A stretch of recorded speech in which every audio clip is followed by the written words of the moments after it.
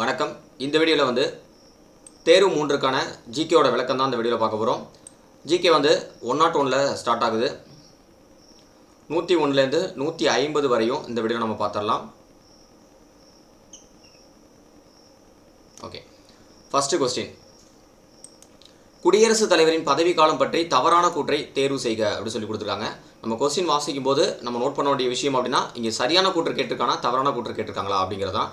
அப்போ ஃபஸ்ட்டு கூற்று என்ன சொல்கிறாங்க அப்படின்னா, ஆர்டிகல் 57 ஒரு முறை குடியரசுத் தலைவராக தேர்ந்தெடுக்கப்பட்ட நபர் மீண்டும் அப்பதவிக்கு போட்டியிடும் தகுதியுடையவர் அப்படின்னு சொல்லி கொடுத்துருக்காங்க.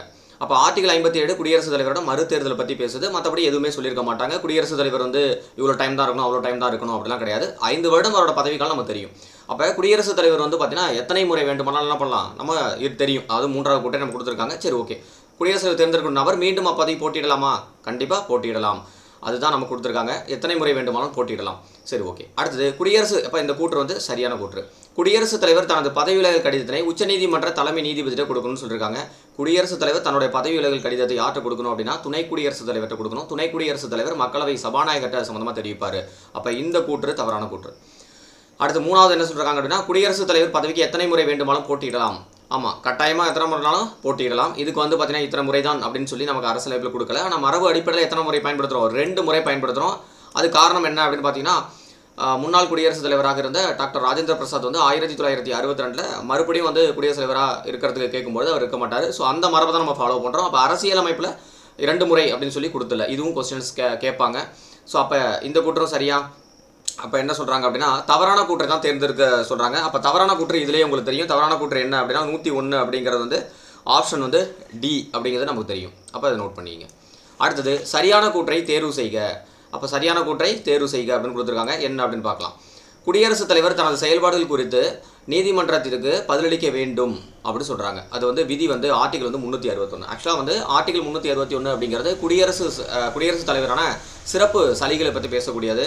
குடியரசுத் தலைவர் தன்னோட செயல்பாடுகள் குறித்து எந்த நீதிமன்றத்துக்கு பதிலளிக்க வேண்டிய அவசியம் கிடையாது. அப்போ இந்த கூற்று வந்து தவறான கூற்று.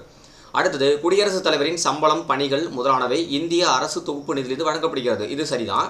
இதற்கு பார்லமென்றம் அனுமதி தேவைன்னு கொடுத்துருக்காங்க. பார்லமென்றம் அனுமதி தேவை கிடையாது. அப்போ இந்த கூற்று என்னது? தவறான கூற்று. தற்காலிக குடியரசுத் தலைவராக செயல்படும் நபர் பதவி பிரமாணம் எடுக்க வேண்டும் என்பது அவசியம் இல்லைன்னு கொடுத்துருக்காங்க. நீங்கள் குடியரசுத் தலைவராக தற்காலிகமோ இல்லை பர்மனண்டோ குடியரசுத் தலைவராக செயல்படுறாங்க அப்படின்னு சொன்னால் கண்டிப்பாக என்ன பண்ணணும்? கட்டாயம் பதவி பிரமாணம் செய்யணும். அப்போ குடியரசுத் தலைவருக்கு அல்லது தற்காலிக குடியரசுத் தலைவருக்கு பதவி பிரமாணம் யார் செய்வா அப்படின்னா உச்சநீதிமன்ற தலைமை நீதிபதி செய்வாங்க. ஒருவேளை அவர் இல்லை அப்படின்னா மூத்த நீதிபதிகள் செய்வாங்க. அப்போ இந்த கூற்று அவசியம் இல்லைன்னு கொடுத்துருக்காங்க. அப்போ இது தவறு. குடியரசுத் தலைவருக்கு எதிராக நிவாரணம் கூறப்படும் உரிமைகள் வழக்கினை தொடுக்க முடியும். அப்போ இந்த கூற்று சரிதான். சரிங்களா? குடியரசுத் தலைவருக்கு எதிராக குற்றவியல் வழக்கு தான் தொடர முடியாது. உரிமைகள் வழக்கு தொடரலாம் 2 மாதம் முன்னறிவிப்பின் அடிப்படையில். அப்போ கொஸ்டின்ஸ் என்ன கேட்டிருக்காங்க? சரியான கூற்றை தேர்வு செய்யன்னு சொல்லியிருக்காங்க. அப்போ இந்த கூற்றில் வந்து சரி அப்படின்னா நம்ம என்ன சொல்கிறோம்? நம்ம 4வது கூற்று மட்டும் தான் சரி. அப்போ ஆப்ஷன் எதில் சரின்னு கொடுத்துருக்காங்கன்னா டி ஆப்ஷன் சரி. அடுத்தது குடியரசுத் தலைவர் நோய், உடல்நலக்குறைவு போன்ற காரணங்களால் பணி செய்ய இயலாத பொழுது துணை குடியரசுத் தலைவர் தற்காலிக குடியரசுத் தலைவராக செயல்படலாம். அப்போ நான் சொல்லியிருக்கேன், ஆர்டிகளை பொறுத்தவரை நமக்கு 2 ஆர்டிகல் கொஞ்சம் குழப்பம். ஆர்டிகல் வந்து பார்த்தீங்கன்னா 65, ஆர்டிகல் 70 இது 2மே நம்ம கொடுத்துருக்காங்க. சரியா? ஆர்டிகல் 68 அப்படிங்கிறது துணை குடியரசுத் தலைவர் பதவி காலியாக இருக்கும்பொழுது வரக்கூடியது. அதனால அதை விட்டுடலாம். சரிங்களா? சரி, ஆமாம், ஓகே.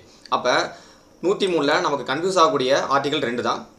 அந்த 2 ஆர்டிகளுமே ஆப்ஷனில் வச்சுருப்பாங்க. அப்போ குடியரசுத் தலைவர் நோய், உடல்நலக்குறைவு போன்ற காரணங்களால் பணி செய்ய முடியாது அப்படின்னா அப்போ அந்த இடத்துல அது டெம்பரவரியாக ஒரு ஆள் தேவைப்படுறாங்க. அப்போ ஆக்டிங் பிரசிடென்ட் அப்படின்னா ஆர்டிகல் என்னது? 65 நான் கிளாஸில் சொல்லியிருக்கேன். அப்போ 103க்கு ஆப்ஷன் ஏ தான் சரியான ஆன்சர். அடுத்தது 104 தவறான கூற்றை தேர்வு செய்க. குடியரசுத் தலைவர் உச்சநீதிமன்றம் மற்றும் உயர்நீதிமன்றங்களின் தலைமை மற்றும் ஏனைய நீதிபதிகளை நியமனம் செய்கிறார். ஆமாம், அவர் தான் நியமனம் செய்கிறார். ஓகே. உச்சநீதிமன்ற தலைமை நீதிபதியை கலந்து ஆலோசிக்காமலே குடியரசுத் தலைவர் நீதிபதிகளை இடமாற்றம் செய்யலாம். சரிங்களா? இந்த கூற்று ரொம்ப முக்கியமான கூற்று, நோட் பண்ணி வச்சிங்க. அது புக்ஸில் இல்லை.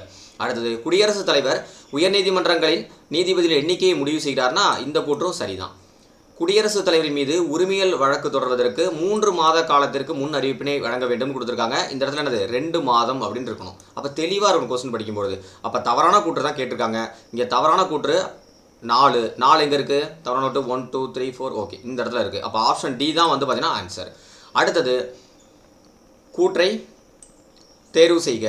என்ன சொல்கிறாங்க அப்படின்னா, குடியரசுத் தலைவர், துணை குடியரசுத் தலைவர் பதவிகள் ஒரே சமயத்தில் காலியாக இருக்கும் பட்சத்தில் உச்சநீதிமன்ற நீதிபதி என்ன பண்ணலாம், தற்காலிக குடியரசுத் தலைவர் பணிகளை செயல்படுத்துவார். இப்போ இந்த கூற்றை வந்து நம்ம படிக்கும்போது சரி மாதிரியே இருக்கும். எந்த இடத்துல ஒரு மிஸ்டேக் பண்ணிருக்காங்கன்னா, உச்சநீதிமன்ற நீதிபதினு கொடுத்துருக்காங்க, இந்த இடத்துல தலைமை நீதிபதி அப்படிங்கிற ஒரு வார்த்தை இந்த இடத்துல ஆட் ஆகணும். அப்போ இந்த கூற்று என்னது, தவறு. அப்போ தெளிவு இருக்கணும். அதில் தான் 1969ஆம் ஆண்டு இத்தகைய ஒரு நிகழ்வில் உச்சநீதிமன்ற நீதிபதி எம் இதயத்துல்லா குடியரசுத் தலைவராக செயல்பட்டார் அப்படி இருக்காங்க. இதெல்லாம் கரெக்டு தாங்க. ஆனால் இந்த இடத்துல என்ன வரணும், தலைமை நீதிபதி அப்படின்னு சொல்லி ஒரு வார்த்தை வரணும். அப்போ இந்த கூற்றும் தவறான கூற்று. அடுத்தது, குடியரசுத் தலைவர் துணை குடியரசுத் தலைவர் தேர்தல் பற்றி எழும் சந்தேகங்கள் மற்றும் சர்ச்சைகளை ஆய்வு செய்து தீர்ப்பு வெளியிடும் அதிகாரம் இந்திய தலைமை தேர்தல் அதிகாரம் உள்ளது. அப்போ இந்த இடத்துல அது இந்திய தலைமை தேர்தல் அதிகாரிலாம் வரமாட்டாங்க. அப்போ யார் வருவாங்க, உச்சநீதிமன்ற தலைமை நீதிபதி வருவாங்க. அப்போ உச்சநீதிமன்றம் வரும். அப்போ இந்த கூற்றும் தவறான கூற்று. குடியரசுத் தலைவர் துணை குடியரசுத் தலைவர் தேர்தல் செல்லாது என்று உச்சநீதிமன்றம் அறிவிக்கப்பட்டால் பின்னர் அந்த தீர்ப்பை யாராலும் ரத்து செய்ய இயலாதுன்னு கொடுத்துருக்காங்க. அப்போ இந்த கூற்று சரியான கூற்று. அப்போ கொஸ்டின்ஸ் என்ன கேட்குறாங்க, கூற்றை தேர்வு செய்கிறதாங்க சொல்கிறாங்க. அது சரியான கூற்றா தவறான கூற்றா அப்படின்னு சொல்லி கொடுத்தல. அப்போ நமக்கு ஆப்ஷன் 4 அப்படிங்கிறது வந்து தவறு. அது எங்கேயாவது இருக்கான்னு பாருங்கள். ஆப்ஷன் 4ல் தவறுன்னு இருக்கா, இல்லை. சரி. அப்போ ஆப்ஷன் 4 வந்து சரின்னு இருக்கா, இல்லை. அப்போ 1 2 3 தவறுன்னு இருக்கான்னு பாருங்கள். 1 2 3 தவறுன்னு இருக்கா, இருக்குது. அப்போ ஆப்ஷன் டி தான் இதுக்கான ஆன்சர். அடுத்த கொஸ்டின். So 107வது question. இந்திய துணை குடியரசு தலைவர் பற்றி கூற்றுகளில் சரியானது அப்படின்னு சொல்லி கொடுத்துருக்காங்க. இது வந்து கரண்ட் அஃபேர்ஸ் ரிலேட்டடாக இருக்கக்கூடிய ஒரு கொஸ்டின். சரிங்களா? அப்போ இந்திய துணை குடியரசுத் தலைவர் பற்றி கூற்றுகளில் சரியானவை அப்படின்னு சொல்லியிருக்காங்க. 15வது துணை குடியரசுத் தலைவர் ஜெகதீப் தன்கர்னு கொடுத்துருக்காங்க. ஸோ துணை குடியரசுத் தலைவர் ஜெகதீப் தன்கர் இருந்தார். இப்போ வந்து ரிசைன் பண்ணிட்டாரு. சரிங்களா? அவர் வேலை வந்து ராஜினாமா பண்ணிட்டாரு. ஸோ அது ஓகே. அது சம்மந்தமாக போயிட்டு இருக்கிறதுனால இந்த கொஸ்டின்ஸ் எல்லாம் வந்து பார்த்தீங்கன்னா எங்கள் எக்ஸாமில் வரக்கூடிய குரூப் எக்ஸாமில் கேட்கலாம். அப்போ 14வது துணை குடியரசுத் தலைவர் அப்படின்னா ஜெகதீப் தன்கர் மத்திய பிரதேசின் முன்னாள் ஆளுநராக இருந்தார் அப்படின்னு சொல்லி கொடுத்துருக்காங்க. அப்போ ஆக்சுவலாக ஃபஸ்ட்டு கூற்று என்னது, தவறு அப்படின்னு தெரிஞ்சிருக்கணும். அடுத்தது, மத்திய பிரதேசின் முன்னாள் ஆளுநர் ஆக்சுவலாக வந்து ஆளுநராக இருந்திருப்பார். அது எந்த மாநிலம் அப்படின்னு சொல்லி நீங்கள் வந்து கமெண்ட்டில் போடுறீங்க. ஏன்னா வந்து நமக்கு இது கரண்ட் அஃபேர்ஸ். சரிங்களா? அப்போ மத்திய பிரதேசம் கிடையாது, இந்த கூற்று தவறு. சரிங்களா? அப்போ எந்த மாநிலத்தில் ஆளுநராக இருந்தார் அப்படின்னு சொல்லி நீங்கள் கமெண்ட் பண்ணுறீங்க. அடுத்தது, தற்பொழுது மாநிலங்களவை துணைத் தலைவர் அப்படின்னா ஹரிவன்ஷ் சிங். இவர் தான் வந்து பார்த்தீங்கன்னா இப்போ மாநிலங்களின் துணைத் தலைவர். சரிங்களா? அப்போ இந்த கூற்று சரி. அப்போ 107க்கு ஆன்சர் என்ன அப்படின்னா 3 மட்டும் சரி அப்படின்னு சொல்லி கொடுத்தாங்க. அப்போ சரியான கூற்று தானே கேட்குறாங்க. அப்போ 3 மட்டும் சரி எங்கே கொடுத்துருக்காங்க, ஆக்சுவலாக ஆப்ஷன் பி தான் கொடுத்துருக்காங்க. சரியா? சரி, ஓகே. இப்போ அடுத்த கொஸ்டின் பார்க்கலாம். ஸோ கொஸ்டின் வந்து ஸ்லோவாக போச்சு அப்படின்னு நினச்சிங்க அப்படின்னா நீங்கள் என்ன பண்ணலாம், நீங்கள் உங்களோட செல்லை வந்து அதை ஸ்பீட் பண்ணிக்கலாம். இல்லை எனக்கு வந்து ரொம்ப குயிக்காக போகுது அப்படின்னு பார்த்தீங்கன்னா நீங்கள் வந்து அதை ஸ்லோ பண்ணிக்கலாம். அது நீங்களே தனிப்பட்ட முறையில் பண்ணிங்க. ஏன்னா ஒவ்வொருத்தருக்கும் ஒவ்வொரு மாதிரி இருக்கும். ஓகே. 108வது கொஸ்டின். சரியான கூற்றை தேர்வு செய்க. அப்போ பதவி காலத்தில் பிரதமர் இறக்க நேரிட்டால் குடியரசுத் தலைவர் விருப்புரிமையை பயன்படுத்தி உடனடியாக பிரதமரை நியமிக்க வேண்டும் அப்படின்னு சொல்லி கொடுத்துருக்காங்க. இதில் பார்த்தீங்கன்னா இந்த கூட்டெல்லாம் கரெக்டு தான், இதெல்லாம் வர்றதெல்லாம் கரெக்டு தான். ஆனால் உடனடியாக என்ன பண்ணணும், பிரதமரை நியமிக்கணும் அவசியம் கிடையாதுங்க. தற்காலிக பிரதமரை நியமிக்கலாம். அப்போ இந்த கூற்று வந்து தவறான கூற்று. சரியா? அடுத்தது, பிரதமர் இந்திரா காந்தி கொலை செய்யப்பட்ட பொழுது தனது விருப்புரிமையை பயன்படுத்தி ராஜீவ்காந்தியை பிரதமராக நியமித்தவர் யார் அப்படின்னா கியானி ஜெயில் சிங். இது நிறைய பேருக்கு தெரியாதுங்க, இதை நோட் பண்ணி வச்சுங்க. 108க்கு இந்த இது வந்து ஆன்சர் கரெக்ட். அப்போ வந்து 2 சரி அப்படிங்கிறது ஆப்ஷன் சியில் இருக்குது. அப்போ ஆன்சர் 108க்கு சி. அடுத்த கொஸ்டின். சரியான கூற்றை தேர்வு செய்க. அரசியலமைப்பு சட்டப்படி பிரதமர் பாராளுமன்றத்தின் மக்களவை உறுப்பினராக கட்டாயம் இருக்க வேண்டும் அப்படின்னு சொல்லி கொடுத்துருக்காங்க. ஆக்சுவலாக வந்து பிரதமர் வந்து பாராளுமன்றத்தில் 2 அவை இருக்குது, மக்களவை மாநிலங்களவை. அப்போ 2 அவையில் எந்த அவையிலனாலும் என்ன பண்ணலாம், உறுப்பினராக இருக்கலாம். மக்களவையில் கட்டாயம் அப்படிங்கிற ஒரு வார்த்தை இருக்குது. அப்போ என்னது, இது தவறான கூற்று. குடியரசுத் தலைவரால் விருப்புரிமையின்படி நியமனம் செய்யப்பட்ட பிரதமர் மக்களவையில் தனது பெரும்பான்மை பலத்தை 6 மாத காலத்திற்குள் நிரூபிக்க வேண்டும். ஆமாம், சரிங்களா? 6 மாத காலத்திற்குள்ளவா, எத்தனை மாதத்தில் பெரும்பான்மை இருக்கும், 1 மாதம். அப்போ இது தப்பு. சரிங்களா? அப்போ 2 கூற்றுமே தவறு தானே. அப்போ 109க்கு வந்து ஆப்ஷன் வந்து டி. நம்ம ஆப்ஷன் என்ன கொடுத்துருக்கோம் அப்படின்னு பார்த்துக்குவோம். 109.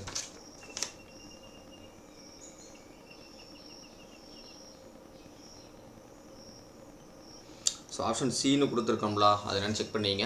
ஸோ கரெக்டாக தானே. குடியரசுத் தலைவரால் விருப்புரிமைப்படி நியமனம் செய்யப்பட்ட ஒரு பிரதமர் வந்து மக்களவையில் வந்து தனது பெரும்பான்மை பலத்தை வந்து என்ன பண்ணணும், 1 மாதத்தில் வந்து நிரூபிக்கணும். சில புக்கில் வந்து குறிப்பிட்ட காலம்னு கொடுத்துருப்பாங்க. 1 மாதம், பிரகதீஷ் பப்ளிகேஷன்லாம் வந்து 1 மாதம் கொடுத்துருப்பாங்க. 6 மாதம் அப்படின்னா என்ன அப்படின்னா அவர் வந்து எம்எல்ஏவாக இல்லை, சரிங்களா, இல்லை உறுப்பினராக இல்லை அப்படிங்கிற பட்சத்தில் அவர் என்ன பண்ணணும், 6 மாதம் அப்படிங்கிறது. இந்த கூற்றுக்கு வந்து ஆப்ஷன் டி தான் கரெக்ட். ஏன்னா இது 2 கூட்டுமே தவறு அப்படிங்கிறத நம்ம கொடுத்துருக்கோம். சரி, ஓகே. சரியான கூட்டு தான் கேட்குறாங்க. அப்போ 2மே தவறு. சரி, ஓகே. அடுத்தது 110வது கொஸ்டின். அமைச்சரவை குழு மக்களவைக்கு கூட்டு பொறுப்பாகும் விதி. அப்போ கூட்டு பொறுப்பாகும் அப்படின்னா ஆப்ஷன் சி 75ல் சி வரும். இது ரொம்ப முக்கியமானது, ஸ்கூல் புக்கில் இருக்குது, 10th புக்கில் இருக்கும். அடுத்தது சரியான கூற்றை தேர்வு செய்க. குல்சாரி லால் நந்தா அப்படிங்கிறவரை பற்றி கொடுத்துருக்காங்க. ஸோ நேருவின் மறைவுக்கு பின்னர் தற்காலிக பிரதமராக பதவி வைத்தார். நம்ம ஆல்ரெடியே பார்த்தோம், ஒரு பிரதமர் இறந்துட்டாரோ அப்படி ஏதோ ஒரு ராஜினாமா பண்ணிட்டாங்க, சரி ஓகே இறந்துட்டாருன்னு வச்சுங்களேன். இறந்துட்டாங்கன்னா உடனே என்ன பண்ணணும், பிரதமராக பதவி வைக்கணும் அப்படின்னு கிடையாது சொல்லி ஒரு கூற்று பார்த்தோம்ல, அதுக்கு ஒரு எக்ஸாம்பிள் இந்த கூற்று தான். அப்போ நேருவின் மறைவிற்கு பின் தற்காலிக பிரதமராக பதவி வைத்தவர் யார்? குல்சாரி லால் நந்தா. அது 1964 பிரதமர் இறந்துருவார், அதுக்கப்புறம் இவர் வருவார். அடுத்தது 2 முறை தற்காலிக பிரதமராக பொறுப்பு வைத்த ஒரே நபர் இவர். ஆமாங்க, 2 டைம் வந்திருப்பார். அப்போ 2 கூட்டுமே சரி. இவரை பற்றிலாம் நம்ம ஸ்கூல் புக்லேயே கொடுத்துருப்பாங்க. 64 வந்து இறந்ததுக்கப்புறம் இவர் வந்திருப்பார். அதுக்கப்புறம் தற்காலிக பிரதமர் இருந்தார். அதுக்கப்புறம் யார் வருவா அப்படின்னா அடுத்த அடுத்த பிரதமர் தேர்ந்தெடுப்பாங்க. ஸோ அவர் என்ன பண்ணுவார், தாஜ்கண்டில் இறந்துருவார். அதுக்கப்புறம் இவர் திருப்பி வந்திருப்பார். 2 முறை வந்திருப்பார். அதுதான் சொல்லியிருக்காங்க, தற்காலிக பிரதமராக 2 முறை பதவி வைத்தவர்னு சொல்லி. அதன் பிறகு வந்து இந்திரா காந்தி அம்மையார் வந்திருப்பாங்க பிரதமராக. சரி ஓகே, அடுத்தது இதை பார்க்கலாம். சரியான கூற்றை தேர்வு செய்க. 112வது கொஸ்டின். இந்திய அரசியல் அமைப்பில் துணை பிரதமரை பற்றி எந்தவித குறிப்பும் இல்லை. கரெக்டு தான், சரியான கூற்று தான். இதுவரை இந்தியாவில் துணை பிரதமராக 7 பேர் இருந்துள்ளனர். இதுவும் கரெக்டு, இதெல்லாம் நோட் பண்ணி வச்சுங்க, ஸ்கூல் புக்கில் இருக்காது. எல்கே அத்வானி பிரதமராக இருந்தபொழுது அடல் பிஹாரி வாஜ்பாய் துணை பிரதமராக இருந்தார் அப்படின்னு சொல்லி கொடுத்துருக்காங்க. இந்த கூற்று தவறான கூற்று. என்ன அப்படின்னா அப்படியே உல்டாவாக கொடுத்துருக்காங்க. ஸோ வந்து பிரதமர் வந்து பார்த்தீங்கன்னா அடல் பிஹாரி வாஜ்பாய் இருந்தபொழுது அத்வானி தான் என்ன பண்ணியிருப்பார், துணை பிரதமராக இருந்திருப்பார். இந்த கூற்று அப்படியே உல்டா வந்திருக்கும். அப்போ சரியான கூற்று அப்படின்னா 1, 2 தான் சரி, ஆப்ஷன் ஏ தான். அடுத்தது சரியான கூற்றை தேர்வு செய்க. 113வது கொஸ்டின். குடியரசுத் தலைவரின் விருப்பம் அது குடியரசுத் தலைவரோட விருப்பம் உள்ள வரை அமைச்சர்கள் பதவியில் இருப்பார். ஆமாம், கரெக்டு தான், ஏன்னா அவர் தான் நியமிக்கிறாரு, அதனால் அப்படி சொல்லியிருக்காங்க. ஓகே, பிரதமர் பதவி விலகினால் ஒட்டுமொத்த அமைச்சரையும் பதவி விலக வேண்டும் என்ற அவசியம் இல்லைன்னு சொல்கிறாங்க. கண்டிப்பாக என்ன பண்ணும், பிரதமர் வந்து பதவி விலகிட்டானே அப்போ இவர் மொத்த அமைச்சரையும் கலைஞ்சிரும். அப்போ இந்த கூற்று தவறான கூற்று.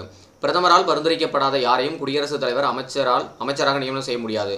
ஆமாங்க, என்னதான் குடியரசு நியமனம் செஞ்சாலும் அவர் யாரோட ஆலோசனை கேட்டிருப்பாரு, பிரதமரோட ஆலோசனை ப்ளஸ் பிரதமரோட விருப்பத்தின் அடிப்படை தான் இங்கே நடக்கும். இதுதான் கொடுத்துருக்காங்க. அப்போ நமக்கு சரியான கூற்று அப்படிங்கிறது 1, 3. ஆன்சர் எங்கே இருக்குது, 1, 3. அப்போ ஆப்ஷன் டியில் இருக்குது. இதுதான் சரியான ஆன்சர். அடுத்தது மாநிலங்களவை உறுப்பினர் பற்றி கூற்றுகள் கேட்டிருக்காங்க. ஃபஸ்ட்டு 35 வயது நிரம்பியவராக இருக்க வேண்டும். இந்த இடத்துல நிறைய பேர் தப்பு பண்ணிவிடுவாங்க. ஏன்னா இது 35 வயது அப்படிங்கிறது மாநிலங்களவைக்கு வராதே, அதை நோட் பண்ணிக்கணும் சரிங்களா. குடியரசுத் தலைவர் துணை குடியரசுத் தலைவர் தான் வரும். அப்போ இந்த கூற்று தவறு. அப்போ மாநிலங்களவைக்கு எப்படி வரும், 30 வயசு அப்படிங்கிறது வரும். அடுத்தது மாநிலங்களவைக்கு போட்டியிடும் ஒருவர் எந்த மாநிலத்தில் இருந்து தேர்ந்தெடுக்கப்படுகிறாரோ அந்த மாநிலத்தில் வசிப்பராக இருத்தல் வேண்டும். இது ஒரு காலத்தில் இருந்துச்சு, ஆனால் இப்போ இல்லை. அப்போ இந்த கூற்று அது தவறு. அடுத்தது ஒரு உறுப்பினர் பதவிக்காலம் 6 ஆண்டுகள், அதன் பின்னர் அவர் தேர்ந்தெடுக்கப்பட வாய்ப்பில்லை அப்படின்னு சொல்லி கொடுத்துருக்காங்க. அப்போ ஒரு உறுப்பினர் பதவிக்காலம் 6 ஆண்டுகள் கரெக்டு தான், ஆனால் தேர்ந்தெடுக்க வாய்ப்பில்லைன்னு கொடுத்துருக்காங்க. தேர்ந்தெடுக்கலாம், எத்தனை முறைனாலும் தேர்ந்தெடுக்கலாம். சரியா, அப்போ வந்து 1, 2, 3 மூணுமே அது தவறு. 3 தவறுன்னு ஆப்ஷனில் எங்கே கொடுத்துருக்காங்க, ஆப்ஷன் டியில் கொடுத்துருக்காங்க. அடுத்தது 115வது கொஸ்டின். புதிய அகில இந்திய பணி உருவாக்கம் அதிகாரம் மாநிலங்களவைக்கு என்ன ஆர்டிகல்னு சொல்கிறாங்க. இதெல்லாம் நமக்கு ஸ்கூல் புக்கில் டேரெக்டாக இருக்கும், 12th புக்கில் பாலிட்டியில் 312 ரொம்ப முக்கியமானது. சரி ஓகேவா. அடுத்த கொஸ்டின். இதுவரை வந்து பார்த்தீங்கன்னா நமக்கு பாலிட்டி முடிஞ்சிச்சு. அப்போ ஒரு 15 கொஸ்டின் வந்து பாலிட்டியில் முடிஞ்சிச்சு. ஸோ இதில் டவுட் இருந்தது அப்படின்னா நீங்கள் கிளாஸ்லேயே கேளுங்க சரிங்களா. சரி ஓகே. அடுத்தது வந்து பார்த்தீங்கன்னா 116வது கொஸ்டின். சரியான கூற்றை தேர்வு செய்ய. இப்போ வந்து அடுத்த ஒரு 5 கொஸ்டின் வந்து ஜியாகிரபிலேருந்து கேட்டிருப்பாங்க. ஸோ கடல் மட்டத்திலிருந்து 8.7 மீட்டர் உயரத்தில் அமைந்துள்ளது சென்னை. இது வந்து ஒரு பாக்ஸ் டேட்டாங்க. 6.7 மீட்டர் அப்படின்னு சொல்லி கொடுத்துருப்பாங்க. இது வந்து எக்ஸாம் பாயிண்ட் ஆஃப் வியூ நமக்கு முக்கியம் இல்லை அப்படின்னாலும் நம்ம வந்து அந்த பாக்ஸ் டேட்டாவில் கொடுத்துருக்காங்க, நம்ம அந்த கொஸ்டின் வந்து வச்சிருக்கோம். எந்த அளவுக்கு நீங்கள் படிச்சிருக்கீங்க அப்படின்னு. கடல் மட்டத்திலிருந்து 6.7 மீட்டர் உயரத்தில் வந்துள்ளது சென்னை. அடுத்தது அப்போ அந்த கூற்று என்னது, தவறானது. சரியான கூட்டத்தை கேட்குறாங்க. காலநிலை என்பது ஒரு குறிப்பிட்ட பகுதியில் 30லேருந்து 35 ஆண்டு சராசரி வானிலையை குறிப்பது. இது கரெக்ட். அடுத்தது பூமியின் நிலைக்கேற்ப பருவகாலம் இடப்பெயர்வு நடைபெறுகிறது.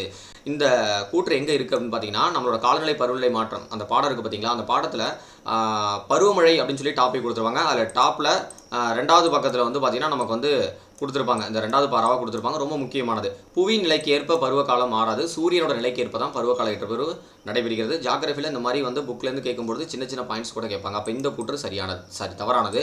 ஏன்னா அது பூமி நிலைக்கு ஏற்பன்னு கொடுத்துருக்காங்க. அப்போ நம்ம 116வது கொஸ்டினுக்கு ஆன்சர் என்ன அப்படின்னு பார்த்தீங்கன்னா சரியான கூற்று தான் கேட்குறாங்க. அப்போ 1, 3 தப்பு, 2 மட்டும் சரியாக இருக்குது. ஆப்ஷன் சியில் இருக்குது.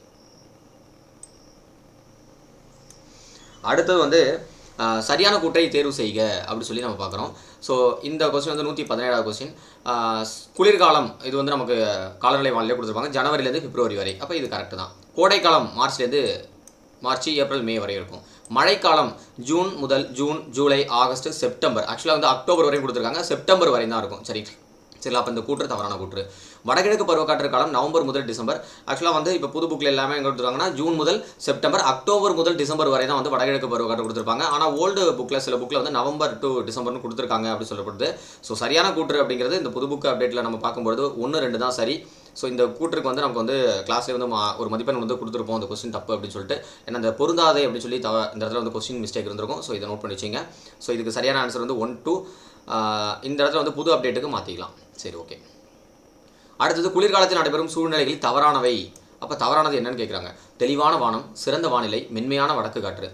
குளிர்காலத்துக்கு இது இருக்கும். சரி. மத்திய தரைக்கடல் பகுதியில் உருவாகும் மேற்கத்திய இடையுடன் தாழ்வழுத்தங்கள் தென்னிந்தியாவில் மழை தெரிகிறது. தென்னிந்தியா கிடையாது, வட இந்தியா. அப்போ இந்த கூற்று தவறு. பஞ்சாப், ஹரியானா, இமாச்சல பிரதேசத்தில் மழை பொழியும். ஜம்மு அண்ட் காஷ்மீரில் மழை பொழிவு பனி சரிங்களா? அது 2 சுழி பனியும் பனிப்பொழிவும். இது இந்த சொற்றோட தவறாக இருக்குது. டைப் மிஸ்டேக் 1-2 இருக்கும், அட்ஜஸ்ட் பண்ணிங்க. அப்போ பஞ்சாப், ஹரியானா, இமாச்சல பிரதேசத்தில் மழை பொழியும், ஜம்மு அண்ட் காஷ்மீர் மலைப்பகுதியில் வந்து பனிப்பொழிவும் தருகிறது அப்படின்னா இந்த கூற்று சரி.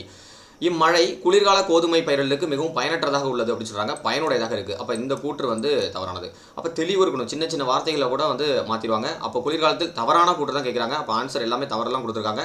அப்போ 2 தவறு, அதுக்கப்புறம் 4 தவறு. ஆப்ஷன் எங்கே இருக்குது? 2, 4 தவறு. ஆப்ஷன் டீயில் இருக்குது. ஓகேவா? அடுத்தது 119வது கொஸ்டின். 119வது கொஸ்டின் வந்து தேக்கு, சால், ஆம்லா, மூங்கில், படாக் போன்ற பொருளாதார முக்கியத்துவம் வாய்ந்த மரங்கள் இருக்கும்போது, நான் வந்து கிளாஸ்லேயே சொல்லியிருக்கேன், பொருளாதார முக்கியத்துவம் வாய்ந்த பகுதி அப்படின்னா அந்த இடத்துல வந்து மரங்கள் வெட்டப்படுது, காடுகள் அழிக்கப்படுது, அதெல்லாம் சொல்லி படிச்சிருக்கோம். அப்போ பொருளாதார முக்கியத்துவம் அப்படின்னா அந்த இடத்துல இலை உதிருதுன்னு சொன்னேன். அப்போ அயனமண்டல இலையுதிர் காடுகள் ஸோ ரொம்ப முக்கியமானது. அதுலேயும் குறிப்பிட்ட இந்த மரங்களில் இந்த தேக்கும் சால் தான் வந்து இங்கே ஃபேமஸ். சரிங்களா? இதை கொடுத்துட்டு கூட கேட்கலாம். சரி, ஓகே. அடுத்து கலைமான் எந்த மாநிலத்திற்கு மாநில விலங்காக திகழ்கிறது? இது வந்து ஒரு பாக்ஸ் டேட்டா. சரிங்களா? அப்போ வந்து கலைமான் அப்படிங்கிறது பஞ்சாப், ஹரியானா, இமாச்சல பிரதேசம் ஆப்ஷனில் கொடுத்துருக்காங்க. பஞ்சாப், இமாச்சல பிரதேசம், ஆந்திர பிரதேசம். ஸோ இது ஆப்ஷன்லேயே கொடுத்துருப்பாங்க. பஞ்சாப், ஹரியானா கண்டிப்பாக வந்துருங்க. சரியா? இதை தாண்டி ஆந்திர பிரதேசம். அப்போ ஆப்ஷன் சி தான் வந்து பார்த்தீங்கன்னா இதுக்கான ஆன்சர். ஏலகிரி ரத்தனமலை தொடர்புடைய மாவட்டம். அப்போ ஏலகிரி அப்படின்னா நீலகிரிக்கு போயிடக்கூடாது. ஏலகிரி ரத்தனமலை அப்படின்னாலே நமக்கு வந்துடும் வேலூர். அடுத்தது உயரத்தின் அடிப்படையில் ஏறு வரிசைப்படுத்துக அப்படி சொல்கிறாங்க. ஸோ இது வந்து பாக்ஸ் டேட்டாலே நம்ம கொடுத்துருப்பாங்க. அப்போ இதில் எது ஃபஸ்ட்டு வரும் அப்படின்னு பார்த்தீங்கன்னா சேர்வராயன் மலை வந்துடும். அதுக்கப்புறம் வந்து உருகமலை வந்துடும், குட்டிராயன், முகனூர். அப்போ 122 நமக்கு வந்து என்ன வந்துடும்? ஆப்ஷன் பி வந்துடும். சரிங்களா? இதோட ஹைட்லாம் நீங்கள் புக்கில் பார்த்துங்க. எல்லாத்தையுமே சொன்னோம் அப்படின்னா டைம் ரொம்ப எடுத்துக்கும். 122வது கொஸ்டினுக்கு ஆன்சர் நான் ஒரு டைம் செக் பண்ணிக்கிறேன். 102க்கு ஆப்ஷன் பி தான். சரிங்களா? சேர்வராயன் எவ்வளவு, உருகமலை எவ்வளவு, குட்டிராயன் எவ்வளவு, முகனூர் எவ்வளவு, அதெல்லாம் நம்ம வந்து கிளாஸ்லேயே சொல்லியிருக்கோம். ஸோ அதனால் இங்கே சொன்னோம் அப்படின்னா நிறைய டைம் எடுத்துக்கும், வேண்டாம். அடுத்தது 123வது கொஸ்டின். தேரி என்று அழைக்கப்படக்கூடிய சிவப்பு மணல் குன்றுகள் தமிழ்நாட்டில் அமைந்துள்ள மாவட்டம். ஸோ டக்குன்னு பார்க்கும்போது நமக்கு கன்ஃபியூஸ் ஆகும். ஏன்னா சிவகங்கை, ராமநாதபுரம் ஒரு கொஸ்டின் படிப்போம். எங்கே அப்படின்னா தமிழ்நாட்டில் சிவப்பு மண் அதிகமாக இருக்கக்கூடிய பகுதிகள் அப்படின்னு படிப்போம். அதனால் இந்த கொஸ்டின் தேரி அப்படின்னு வந்தனால இந்த சிவகங்கை ஆப்ஷனில் இருந்தால் தூக்கிடுங்க. அப்போ சிவகங்கை 2 ஆப்ஷனில் இருக்குது. அப்போ ஆப்ஷன் பியும் சியும் கிடையாது. ஒன்று திருநெல்வேலி தூத்துக்குடி, இன்னொரு ராமநாதபுரம் தூத்துக்குடி. அப்போ நமக்கு வந்து பார்த்தீங்கன்னா நான் படத்து பேரே சொன்னேன். தாமிரபரணியில் இறுதியில் ஒரு ஃபைட் வரும். அது கூட அந்த தேரி சிவப்பு மணல் குன்று அந்த இடத்துல தான் எடுத்திருப்பாங்கன்னு சொன்னேன். ஸோ ஆப்ஷன் டி தான் இதுக்கு சரியான ஆன்சர். ராமநாதபுரம், தூத்துக்குடி. அடுத்தது வைகை ஆற்றை பற்றி கூற்றுகள் சரியானவை கொடுத்துருக்காங்க. அப்போ இது ரொம்ப முக்கியமானது. வைகை ஆறு அப்படிங்கிறது வருசநாடு குன்றுகளின் கிழக்கு சரிவில் உற்பத்தி ஆகிறது. சரியான கூற்று. இப்பரப்பளவு முழுவதும் தமிழகத்தில் அமைந்துள்ளது. சரியான கூற்று.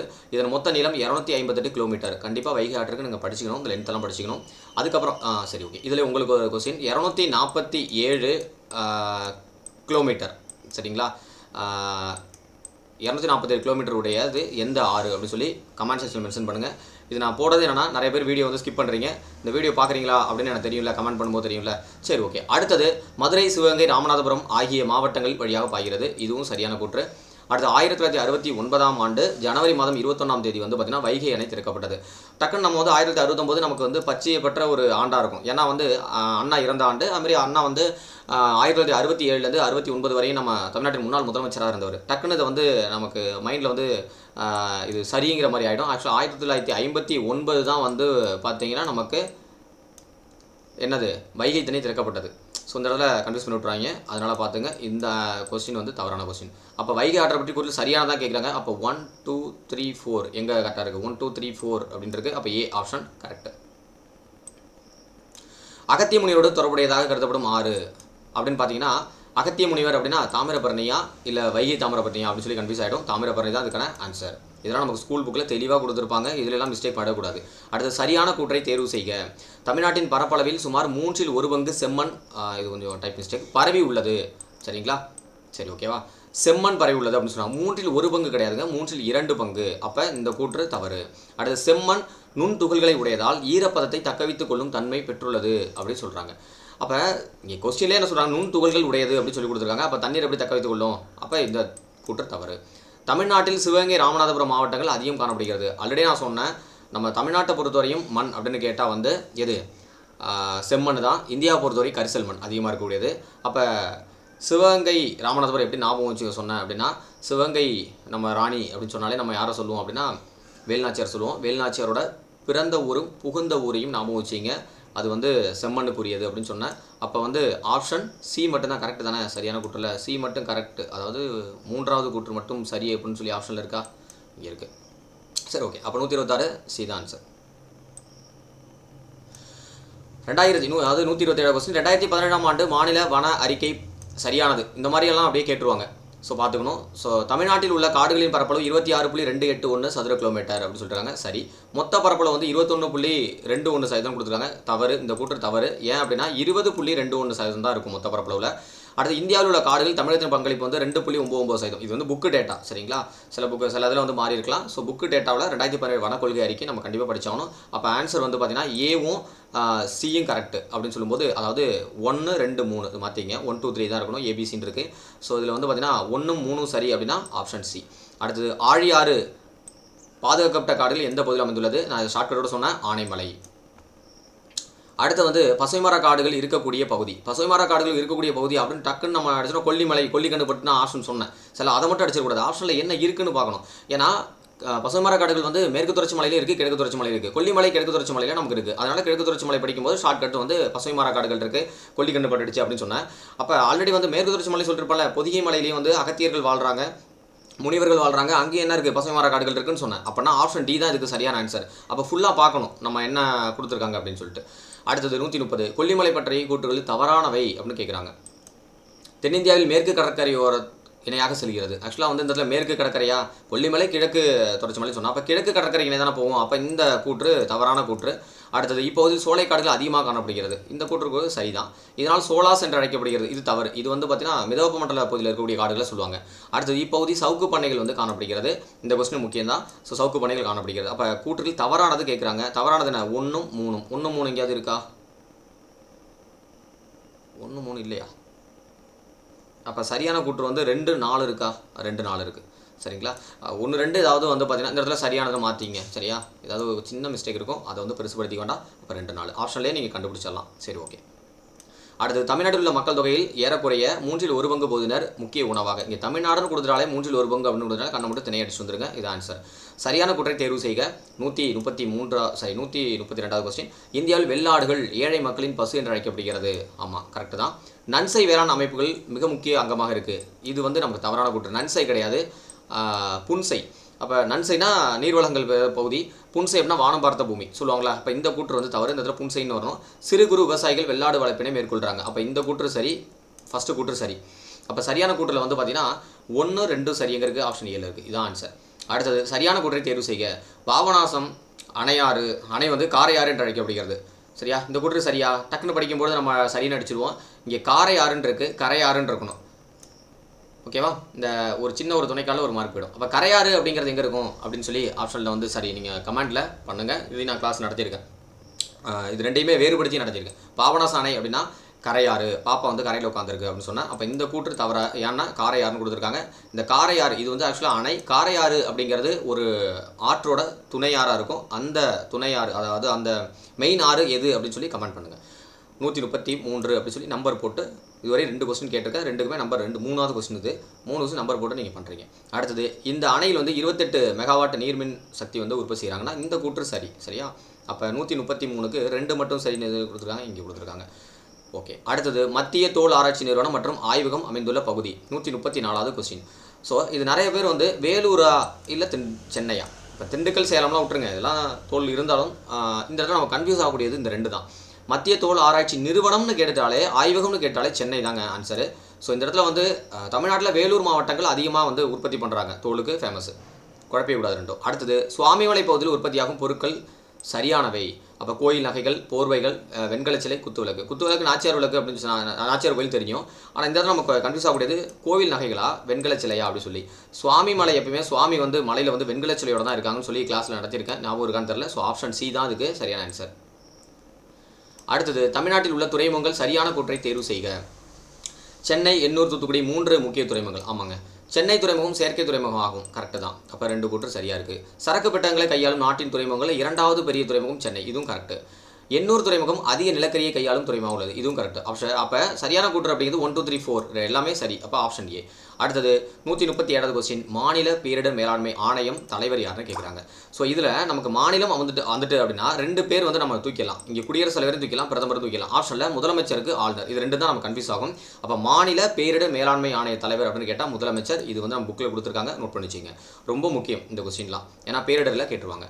அடுத்து 138வது கொஸ்டின், சரியான கூற்றை தேர்வு செய்க. பழுப்பு நிலக்கரி, வெர்மிகுலைட், டுனைட்டு, டைட்டானியம் இதெல்லாம் எத்தனை சதவீதம் வந்து தமிழ்நாட்டில் இருக்குன்னு சொல்லி கொடுத்துருக்காங்க. பழுப்பு நிலக்கரி 55.3%, இது சரியான கூற்று.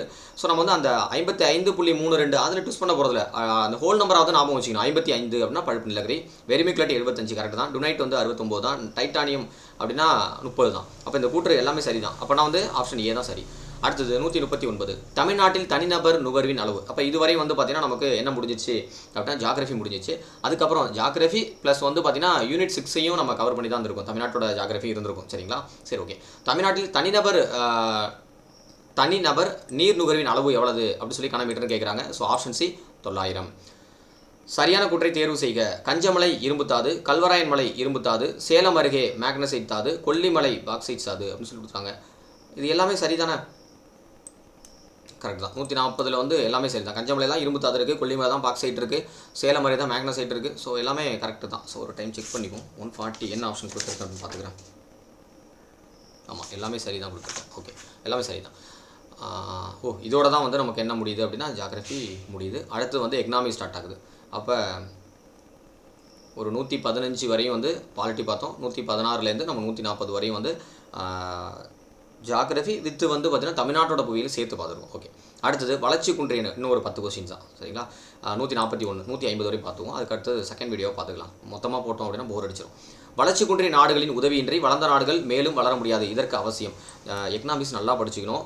சின்ன சின்ன விஷயத்தில் சின்ன சின்ன இடத்துல நம்ம கோட்டை விட்டுருவோம். என்ன தான் நம்ம வந்து மனப்படம் பண்ணாலும் மறந்துடும். ஸோ கொஞ்சம் புரிஞ்சுக்கிட்டு ஷார்ட்கட்டோட படித்தா மட்டும் தான் எக்கனாமிக்ஸ் அடிக்க முடியும். அப்போ வளர்ச்சி குன்றிய நாடுகளின் உதவியின்றி வளர்ந்த நாடுகள் மேலும் வளர முடியாது, இதற்கு அவசியம் என்ன அப்படின்னா தாராளமயமாதலா, தனியார்மயமாதலா, உலகமயமாதலா, இவை 3 இந்த இடத்துல குழப்பிடும். ஸோ இதுக்கு வந்து உலகமயமாதல் தான் கரெக்ட், சரிங்களா? வளர்ச்சி குன்றிய நாடுகள் உதவியின்றி வளர்ந்த நாடுகள் வளர முடியாது அப்படின்னா உலகமயமாதல். அடுத்தது 142, பிரதம மந்திரி பயிர் காப்பீடு திட்டம் அறிமுகப்படுத்தப்பட்ட ஆண்டு. இது நம்ம ஸ்கூல் புக்கில் இருக்குது, 2016 பிப்ரவரி மாதம் 18ஆம் தேதி, ஆப்ஷன் பி. ஸோ இதில் வந்து விளக்கறதுக்குலாம் ஒன்றும் இல்லை, அதனால தான் கொஞ்சம் ஃபாஸ்ட்டாக சொல்கிறேன். அடுத்து சரியான கூற்றை தேர்வு செய்க. குளிர்பதன கிடங்கு 1964 ஏற்படுத்தப்பட்டது. ஆமாங்க, இந்த 1964 நமக்கு தெரிஞ்ச ஒரு ஆண்டு தான். முன்னாள் பிரதமராக இருந்த ஜவஹர்லால் நேரு இறந்த ஆண்டு. ஸோ அப்போ குளிர்பதன கிடங்கு ஆணை 1964 ஏற்படுத்தப்பட்டது. அதுக்கப்புறம் இது 1955ஆம் ஆண்டு இன்றியமையா பொருட்கள் சட்டத்தின் 3வது பிரிவுபடி உருவாக்கப்பட்டது அப்படின்னு சொல்லி கொடுத்தாங்க. 2 கூற்றுமே சரிதான், இதெல்லாம் ஒன்றும் கன்ஃபியூஸ் பண்ண வேண்டியல, ஆப்ஷன் ஏ. அடுத்தது வேளாண் பொருட்களுக்கான அங்காடி குழு பற்றி சரியானவை தேர்ந்தெடு அப்படின்னு சொல்லி கொடுத்துருக்காங்க. ரொம்ப முக்கியமான ஒரு கொஸ்டின் இது. மத்திய அரசாங்கத்தால் உருவாக்கப்பட்ட ஒரு சட்டப்படியான அமைப்பு. இந்த கூற்று தவறு. ஏன் கூற்று தவறு அப்படின்னா இது மத்திய அரசுன்னு வரக்கூடாது, மாநில அரசு, சரிங்களா? இந்த மாதிரி சூஸ் பண்ணிடுவாங்க. அங்காடி சார்ந்த விரிவாக்க பணிகளை உழவர்களுக்கு வழங்குதல், இது சரிதான். வேளாண் உற்பத்தியினை விற்பனை செய்த அதே நாளில் உழவருக்கு வந்து பணம் செலுத்துவது உறுதி செய்கிறது, இதுவும் சரி. அப்போ சரியான கூற்று தான் கேட்குறாங்க. 2 3 சரி. எங்கள் ஆப்ஷனில் இருக்குது? ஆப்ஷன் பி தான் சரியான ஆன்சர்.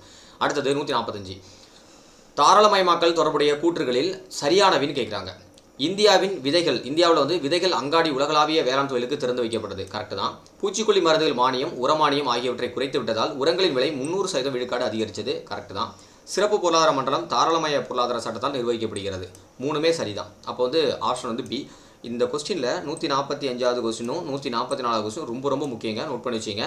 இதில் சிறப்பு பொருளாதார மண்டலம் அப்படிங்கன்னு கொடுத்துட்டு இது எந்த சட்டத்தால் நிர்வகிக்கப்படுதுன்னு கூட கேட்கலாம், சரிங்களா? தாராளமயமாதல், தனியார்மயமாதல், உலகமயமாதல் ப்ளஸ் இவை 3ம் அந்த ஆப்ஷன் அப்படியே வச்சுட்டாங்க அப்படின்னா நம்ம கன்ஃபியூஸ் ஆகிடுவோம்.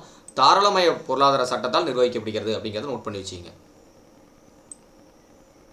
அடுத்தது 146, சிறப்பு பொருளாதார மன்றத்தின் கூற்றுகளில் சரியானவை. 2000 ஏப்ரல் மாதம் சிறப்பு பொருளாதார மண்டல கொள்கை உருவாக்கப்பட்டது, கரெக்டு தான். 2005ஆம் ஆண்டு 400 சிறப்பு பொருளாதார மண்டலங்கள் அறிவிக்கப்பட்டது, இதுவும் சரிதான். இதில் அமையப்பெற்றுள்ள நிறுவனங்களுக்கு அதிக அளவு சுதந்திரம் கொடுக்கப்பட்டுள்ளது கண்டிப்பாக. எனவே அரசின் சட்டத்திட்டங்களை கட்டுப்பாடுகளும் கடைபிடிக்க வேண்டிய அவசியம் இல்லை. இது டக்குன்னு பார்த்தோன்னா அவசியம் இல்லையா, எப்படி நம்ம தமிழ்நாட்டில் வருது இல்லை மதர் மாநிலங்களில் வருது இந்தியாவில் வருது அப்படின்னு கேட்டால் எப்படி அப்படின்னு சொல்லி நம்ம யோசிப்போம். ரொம்ப யோசிச்சோன்னா தப்பாக போயிடும். ஸோ இதுக்குன்னு தனி ரூல்ஸ் இருக்குது. அதனால் என்ன பண்ணுறாங்க அப்படின்னா அரசோட சட்டத்திட்டங்கள்லாம் இது கட்டுப்பாடெல்லாம் கடைபிடிக்க வேண்டிய அவசியம் இல்லை. அப்போ 3 கூட்டுமே சரி தான். ஸோ 146க்கு 1 2 3 சரி. அப்போ ஆப்ஷன் பி. அடுத்தது 147 கொஸ்டின். சரியான கூற்றை தேர்வு செய்ய குழு அறிக்கை. வாரக்கடன் சொத்து மதிப்பினை கணக்கிட புதிய விதிமுறைகள் வகுக்கப்பட்டுள்ளது. இது எந்த குழு அப்படின்னா நரசிம்மன் குழுன்னு கொடுத்துருக்காங்க. இது சரியான கூற்று தான். இறக்குமதிக்கான தீர்வுகளை பெருமளவு குறைக்க பரிந்துரை செய்துள்ள குழு அப்படின்னா ராஜசல்லையா குழுன்னு கொடுத்துருக்காங்க. இந்த கூற்று சரிதான். அப்போ 1 2 சரி. Option A. அடுத்து 148 ஏற்றுமதி செயலாக்க மண்டலம் மாறுபட்ட இடம் அப்படி சொல்லி கொடுத்துருக்காங்க. உடனே நம்ம மாறுபட்ட இடம்னா சென்னைன்னு அடிச்சு வந்துக்கூடாது. ஸோ ஏற்றுமதி செயலாக்க மண்டலம் நம்ம ஸ்கூல் புக்கில் கொடுத்துருப்பாங்க. ஸோ மேற்கு வங்கம் இதில் வராது. அடுத்தது 149வது கொஸ்டின். ஸோ எல்பிஜிக்கு எதிரான வாதம் பொருளாதார வளர்ச்சி. இது வந்து ஸ்கூல் புக் பேக் கொஸ்டின். அடுத்து அதிக முதலீடு, மக்களுக்கு இடையே மண்டலங்களுக்கு இடையே ஏற்றத்தாழ்வு, நவீனமயமாக்கல். எதிரான வாதம் இதை படிக்கும்போது உங்களுக்கே தெரியும் ஏற்றத்தாழ்வுகள் வந்து இது ஏற்படும்னு சொல்லி கொடுங்க. அப்போ எதிரான வாதம் தானே. அப்போ 149ல் சி. அடுத்து 150 லாஸ்ட் கொஸ்டின். ராஜ் கிருஷ்ணாவால் வார்க்கப்பட்ட இந்து வளர்ச்சி விதம் என்பது எதை குறிக்கிறது? இதுவும் புக் பேக்கில் இருக்கக்கூடியது தான். குறைவான பொருளாதார வளர்ச்சியை குறிக்கிறது. சரிங்களா, ரொம்பலாம் யோசிக்காமல் இந்த கொஸ்டின் வந்து ஞாபகம் வச்சிங்க. இந்து வளர்ச்சி விதம் அப்படிங்கிறது குறைவான பொருளாதார வளர்ச்சியை குறிக்குது அப்படின்னு சொல்லி கொடுத்துருக்காங்க. அதுக்கப்புறம் 151லேருந்து 175 25 கொஸ்டின்ஸ்ட்டு நமக்கு வந்து எதில் போய்டும் அப்படின்னு பார்த்தீங்கன்னா மேக்ஸில் போய்டும். ஸோ இவ்வளவு ஒரு 50 கொஸ்டின்ஸ் நம்ம பார்த்துருக்கோம். இதில் சில டவுட்ஸ் இருக்கலாம். கிளாஸில் நீங்கள் கேளுங்க இது டவுட்ஸ் இருந்ததுன்னா. ஸோ நம்ம வந்து முடிஞ்ச அளவு வந்து கவர் பண்ணி ஒரு 50 கொஸ்டினுக்கு வந்து நம்ம விளக்கம் கொடுத்துட்டோம். இதை கட்டாயமாக பாருங்கள், ஃபஸ்ட்டு பார்த்துங்க. ஏன்னா நாளைக்கு வந்து ஒரு எக்ஸாமில் போய் நிற்கும்பொழுது கண்டிப்பாக ஹெல்ப்ஃபாக இருக்கும். ஏன்னா ஏதாவது ஒரு விஷயம் நம்ம கொஸ்டினை தாண்டி சில விஷயங்கள் எக்ஸ்ப்ளனேஷன் கொடுத்துருக்கோம்ல, அப்போ அது பயன்படும். அதனால் வந்து இதை பாருங்கள். 2-3 டைம் பாருங்கள், தப்பே கிடையாது. ஃப்ரீ டைமில் பஸ்ஸில் போகும்போது அந்த மாதிரி கூட பார்க்கலாம். எப்போல்லாம் ஃப்ரீ டைம் கிடைக்குதோ அந்த மாதிரிலாம் பாருங்கள். கொஸ்டின் வந்து அனலைஸ் பண்ணுறது ரொம்ப முக்கியம். ஸோ அடுத்த வீடியோவில் நம்ம வந்து பார்த்திங்கன்னா அடுத்து இருக்கக்கூடிய ஒரு 25 கொஸ்டின்ஸ் இருக்குது. மொத்தம் நமக்கு ஜிகே வந்து 75 ப்ளஸ் வந்து மேக்ஸ் வந்து 25 வச்சுருந்தோம்ல. ஸோ அந்த 75 கொஸ்டின்ஸ் வந்து அடுத்தது 25 கொஸ்டின்ஸ் அடுத்த வீடியோவில் பார்க்கலாம். ஸோ ஒரே வீடியோவில் பார்த்தோம் அப்படின்னா போராடிச்சுன்னு இதுவே எனக்கு தெரிஞ்சு ஒரு 40 நிமிஷம் வந்திருக்கும். சரி, ஓகே. அதேமாதிரி உங்களோட ஃப்ரெண்ட்ஸுக்கு ஷேர் பண்ணுங்கள். ஸோ நம்ம வீடியோக்கு புதுசாக இருந்தீங்க அப்படின்னா சப்ஸ்கிரைப் பண்ணிங்க. தேங்க்யூ.